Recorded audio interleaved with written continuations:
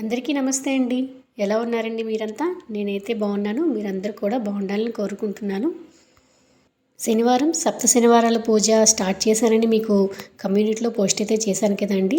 నిన్నైతే వీడియో నేను పోస్ట్ చేయడం కుదరలేదు. ఎందుకంటే కొంచెం బిజీగా ఉండి ఎడిటింగ్ అది చేయలేకపోయాను. అది నేను వెంకటేశ్వర స్వామి వారి పూజ ఎలా చేసుకున్నాను అనేది మీతో షేర్ చేసుకుంటాను. చాలామందికి తెలియదు కదండి ఎలా చేసుకోవచ్చు అని చెప్పేసి. నేనైతే ఎలా చేసుకున్నాను అనేది కూడా మీతో షేర్ చేసుకుంటాను. నేను ఇది రెండోసారి చేసుకోవడం అండి. మొదట ఒకసారి చేసుకున్నాను ఒక 2 ఇయర్స్ బ్యాక్. నా సొంత అనుభవంతో చెప్తున్నానండి. నేను ఫస్ట్ టైం ఆ పూజ చేసుకున్న తర్వాత నాకు ఈ 7 వారాలు పూర్తి కాకముందే నేను ఏదైతే అనుకున్నానో నాకైతే ఆ ఫలితం అయితే దక్కిందండి. నిజంగా మనస్ఫూర్తిగా పూర్తి భక్తిగా ఆ స్వామిని వేడుకొని మన సమస్య కానీ మనకి ఏదైనా కోరిక ఉన్నా ఆ స్వామి ముందు పెట్టామనుకోండి, ఆయనే మనకి పరిష్కారం అనేది చూపిస్తారండి. మీరు కూడా ఎవరైనా చేయాలి అనుకుంటే పూర్తి భక్తి విశ్వాసాలతో చేయండి. పూర్తిగా ఆ స్వామి యందే నమ్మకం ఉంచి చేయండి. మనం ఏది చేసినా కూడా మనకి ఉండాల్సింది నమ్మకం అండి. ఒకరు చెప్పారని కాదు, పూర్తి నమ్మకంగా చేసి చూడండి. తప్పకుండా మీరు అనుకున్నది నెరవేరుతుంది. ఈ 7 శనివారాల పూజ ఎలా చేసుకోవాలి, విధి విధానాలు ఏంటి అనేసి నేను ఈరోజు మీతో షేర్ చేసుకుంటానండి. ముందుగా ఈ పూజ చేయాలి అనుకునే వాళ్ళు ఏదైనా శనివారం రోజు స్టార్ట్ చేయండి. ఏకాదశి కలిసిన శనివారం అయితే చాలా మంచిది. కానీ ఏదైనా శనివారం చేసుకోవచ్చు, పర్లేదు. ముందు రోజే మన ఇల్లంతా శుభ్రం చేసుకొని చక్కగా ముంగిట్లో ముగ్గులు పెట్టుకొని ముందు రోజే చేసుకుంటే మనకి మరుసటి రోజు ఈజీ అవుతుందన్నమాట. నెక్స్ట్ డే సాటర్డే పొద్దున్నే లేచి స్నానం అంతా శుచిగా చేసుకొని మనం పూజ కోసం ఏర్పాట్లు అయితే చేసుకోవాలి. నేనైతే పూలమాలలన్నీ కట్టేసండి స్వామివారి కోసం. మెయిన్ ఎన్ని ఉన్నా కూడా స్వామికి తులసి అనేది సమర్పించడం చాలా ఇంపార్టెంట్ అండి.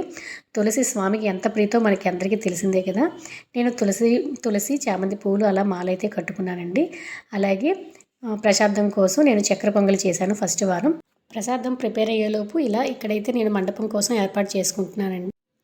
మీరు చూస్తున్నారు కదా, ఈ లోటస్ హ్యాంగింగ్స్ పెడుతున్నాను. ఇది అలాగే ఆ సైడ్ ఈ సైడ్ పెట్టాను కదా, white and pink lotus bird, అవి కూడా నేనే చేశానండి. ఇవి ఎలా చేశానో మనకి ఛానల్లో ఉంది, ఒకసారి వెళ్ళి చూడండి ఎవరికైనా ఇంట్రెస్ట్ ఉంటే.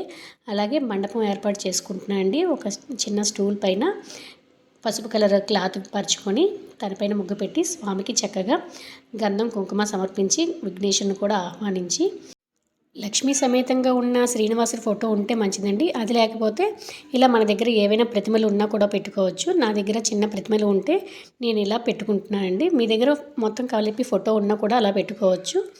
చక్కగా స్వామివారికి పువ్వులు అన్నీ అలంకరించుకుంటున్నాను. స్వామివారికి తులసిమాల అలాగే పిండి దీపాలు అంటే చాలా ఇష్టం కదండి. పిండి దీపాల కోసం చక్కగా బియ్యాన్ని పిండి పట్టించేయండి. లేదంటే బయట కూడా ప్యాకెట్ దొరుకుతుంది కదా బియ్యం పిండి, అదైనా వాడుకోవచ్చు. నేనైతే చక్కగా బియ్యం కడిగేసి ఇలా పిండి దీపాలు అయితే చేసుకున్నానండి.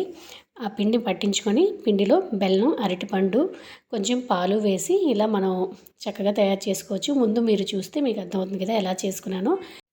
మీరు ఇలా చేయాలి అనుకుంటే 7 పిండి ప్రమిదలైనా చేసుకోవచ్చు. లేదా 2 ప్రమిదలు చేసుకొని అలా 7 ఒత్తులు కూడా వేసి చేసుకోవచ్చండి. ఇలాగే చేయాలని అయితే ఏం లేదు, అది మీ ఇష్టం అనమాట. ఎలాగైనా చేసుకోవచ్చు. చక్కగా దీపాలు వెలిగించుకొని స్వామిని అమ్మవారిని ఆహ్వానించాలి. పానకం, వడపప్పు అన్నా కూడా స్వామికి చాలా ఇష్టం కదా అండి. అవి కూడా పెట్టి మనం చేసుకునే ఏదైనా నైవేద్యం పెట్టి కొబ్బరికాయ, పళ్ళు సమర్పించి ఇలా ధూపదీప నైవేద్యాలతో స్వామి అమ్మవారిని ఆహ్వానించాలి. తర్వాత ఇలా వెంకటేశ్వర స్వామి వ్రతకల్పం అని ఇలా ఒక బుక్ అయితే దొరుకుతుందండి. అందులో చక్కగా స్వామి అమ్మవార్ల అష్టోత్తరాలు అన్నీ ఉంటాయి. అన్నీ చదువుకొని తర్వాత 5 అధ్యాయాలు ఉంటాయండి. 5 అధ్యాయాలు కూడా కంప్లీట్ చేసుకుని మనకి వచ్చిన స్వామివారి పాటలు కానీ గోవిందనామాలు కానీ ఏవైనా చక్కగా చదువుకోవచ్చు. కమలాకు చూచుక కుంకుమతో నియతారుణితాతుల నీలతను కమలాయతలోచన లోకపతి విజయీ భవ వెంకట శైలపతి. నేనైతే ఇలా కథ అంతా కూడా పూర్తి చేసుకున్నాను అండి. తర్వాత స్వామివారికి మంగళహారతి ఇవ్వాలి కదా. చక్కగా స్వామివారికి మంగళహారతి ఇచ్చి మనం ఎంతసేపు చూసాం కదా, మరి స్వామివారికి దిష్టి తగులుతుంది కదా, అలా దిష్టి తగలకుండా ఉండడానికి ఇలా హారతి అయితే ఇస్తారండి. చక్కగా స్వామివారికి హారతి ఇచ్చి మనం కూడా హారతి తీసుకొని నీ పూజ చేసే భాగ్యాన్ని ప్రసాదించావు స్వామి అని మనస్ఫూర్తిగా నమస్కరించుకోవాలి. నేను మళ్ళీ చెప్తున్నానండి, ఇలాగే చేయాలని ఎక్కడా లేదండి. మన శక్తి కొలది మనం ఎలా అయినా చేసుకోవచ్చు. మనస్ఫూర్తిగా పూర్తి భక్తి విశ్వాసాలతో ఆ స్వామి అందే నిర్మలమైన మనసు ఉంచి ఒక్క దీపం వెలిగించి ఒక్క పండు నైవేద్యంగా పెట్టినా కూడా స్వామి ఎంతో సంతోషిస్తారు. ఉపవాసం చేయాలని నియమం కూడా లేదండి. చక్కగా పూజ అయినంత వరకు ఉపవాసంగా ఉండి తర్వాత భోజనం చేసుకోవచ్చు. మీరు ఆరోగ్యాన్ని బట్టి మీ వీలుని బట్టి మీరు ఎలా అయినా చేసుకోవచ్చు, పర్లేదు. మనం ధర్మంగా ఉండి ధర్మబద్ధమైన కోరిక కోరితే ఆ శ్రీనివాసులు తప్పకుండా మీ కోరిక నెరవేరుస్తారండి. 7 వారాలు అంటే మనకి మధ్యలో ఆటంకాలు వస్తాయి కదండి. ఆటంకాలు వచ్చినప్పుడు వదిలేసి తర్వాత నుంచి కూడా మనం కౌంట్ చేసుకోవచ్చు అనమాట.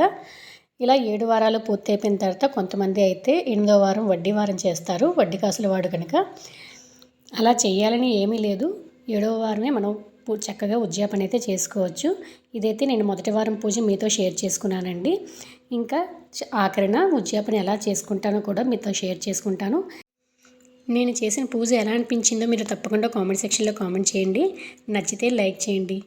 అలాగే మన ఛానల్ని సబ్స్క్రైబ్ చేసి సపోర్ట్ చేయొచ్చు కదా. ఇట్లు మీ శ్రావణ జ్యోతి.